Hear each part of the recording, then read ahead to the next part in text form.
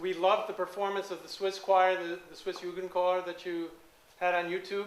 But the animal sound sounded very tropical, and so we did a little research to find sounds that were more native to New England, Massachusetts, where Emily Dickinson lives. So we had.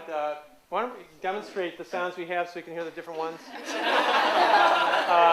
Let's see, coyote. Okay. And what else do we have? Screech owl. Screech owl.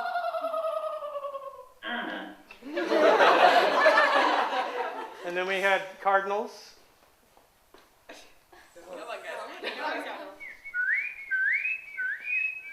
Yeah.